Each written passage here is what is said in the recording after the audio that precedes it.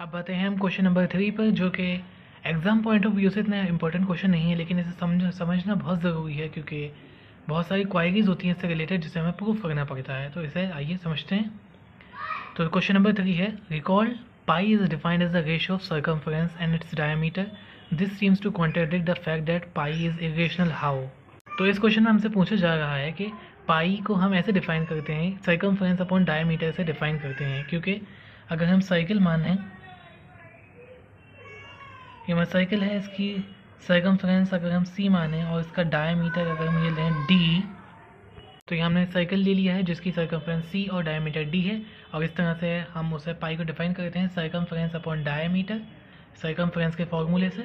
तो यहाँ से पूछा जा रहा है कि हमने तो पढ़ा था कि पाई एक रेशनल नंबर है, तो यहाँ पे ये दोनों सर्कमफ्रेंस और डायमीटर के रेशियो, ये दोनों तो रेशनल होते हैं, और जब रेशनल से डिवाइड होगा तो आंसर भी रेशनल आना चाहिए। तो पाई इरेशनल कैसे हुआ, ये कैसे हुआ? तो हमें यहाँ पे इसी कंडीशन को रिजॉल्व करना है।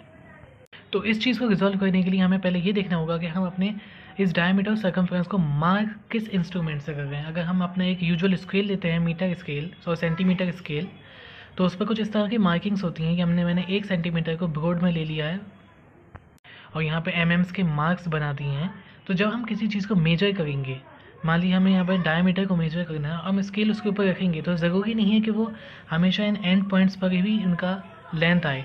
इन दोनों के बीच में भी आ सकती है, एमएम्स के बीच में भी आ सकती है। मान लीजिए आपकी कोई लेंथ यहाँ आ गई है या यहाँ आ गई है, तो उसका एग्जैक्ट मेजरमेंट तो हमें पता नहीं है, हम उसे अप्रॉक्सीमेट मानते हैं। मान लीजिए यहाँ पे हमारा इसके पास आ रहा है 0.5 के पास, 0.5 और 0.6 के बीच में आ रहा है, वो 0.5 के ज़्यादा करीब है, तो हम उसे अप्रॉक्सीमेट 0.5 मान लेते हैं, क्योंकि रेशनल वैल्यूज़ को हमें हैंडल करना आसान होता है, इरेशनल को नहीं। तो हमें ये नहीं पता जो लेंथ हम मेजर कर रहे हैं वो रेशनल भी है या नहीं, क्योंकि वो लेंथ दो रेशनल्स के बीच में आ गई है, और नंबर लाइन, ये एक तरह की नंबर लाइन है, इस पर इरेशनल और रेशनल दोनों होते हैं।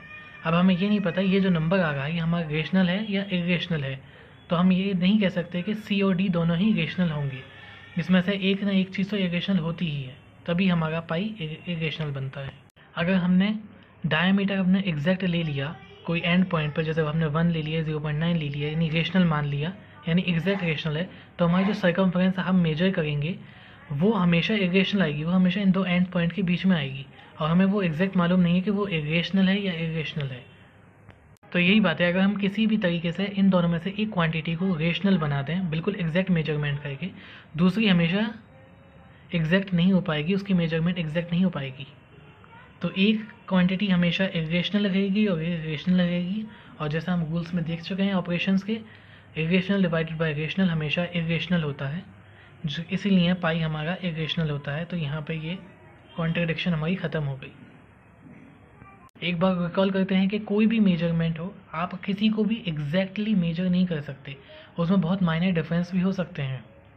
जैसे आपका बिल्कुल कोने पे एंड पॉइंट पे आ जाए, लेकिन वो एग्जैक्टली एंड पॉइंट पे होगा नहीं। अगर आप उसे हायर प्रिसिशन के इंस्ट्रूमेंट से देखेंगे तो वो उसमें कुछ ना कुछ माइनर एरर्स ज़रूर आएंगी, तो यानी वो इरेशनल, एक तरह से इरेशनल ही होता है, हम उसे बना ही नहीं सकते, हम उसे एग्जैक्ट नहीं बता सकते कि वो रेशनल है या इरेशनल है। उसके लिए हाई प्रिसिशन के इंस्ट्रूमेंट की ज़रूरत होती है।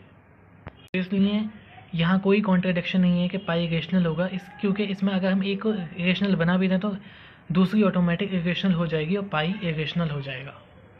अब आते हैं हम एक्सरसाइज 1.5 के क्वेश्चन नंबर 4 पर। यहाँ क्वेश्चन है represent under root 9.3 on number line. तो यहाँ पे हमें स्क्वायर रूट ऑफ 9.3 को हमें नंबर लाइन पे शो करना है। ये मैं पहले ही वीडियो बना चुका हूँ कि किस तरह से किसी भी रियल नंबर के स्क्वायर रूट को हम नंबर लाइन पे रिप्रेजेंट कर सकते हैं। तो मैं आपको रिकमेंड करूँगा पहले आप वो कंसेप्ट समझिए, उसके बाद इस वीडियो पे को देखिएगा। मैंने वो वीडियो की लिंक डिस्क्रिप्शन में दे दी है और एंड स्क्रीन पे भी लगा दिया है, वहाँ से वीडियो देख सकते हैं अगर आपने वीडियो अभी तक नहीं देखी है। तो इस तरह के क्वेश्चंस के लिए पहले मैंने एक यहाँ पर नंबर लाइन बना ली है। इधर के जो नेगेटिव नंबर हैं उन्हें मैंने अभी पॉजिटिव ही माना है, क्योंकि नेगेटिव से कोई फ़र्क नहीं पड़ेगा, बस थोड़ी कन्फ्यूजन हो जाएगी, इसलिए मैंने यहाँ पे नेगेटिव हटा दिए हैं। आप चाहें तो नेगेटिव लगा सकते हैं। तो सबसे पहले हमें यहाँ पे सेंटर लेना है 0 पर, जो हमने ले रखा है, यहाँ पे पॉइंट लगा दीजिए 0 पे। और अब इस नंबर को देखना है जो स्क्वायर रूट के अंदर है 9.3, उतनी लेंथ यानी उतनी ही यूनिट आपको इधर लेके जानी है। यहाँ पे मैंने एक रफ नंबर लाइन बनाई है, आपको एकदम स्केल से बराबर की स्पेस से नंबर लाइन बनानी है और उस हिसाब से लेंथ लेनी है। तो 9.3 इधर डिस्टेंस हमने मार्क करनी है, तो 9.3 यहाँ आ जाएगी करीबन आपको स्केल से मार्क करनी होगी। यहाँ 9.3 इन दोनों पॉइंट्स को मिला दीजिए, तो पहला स्टेप आपका कंप्लीट हो जाता है। इस पॉइंट को ए मानिए।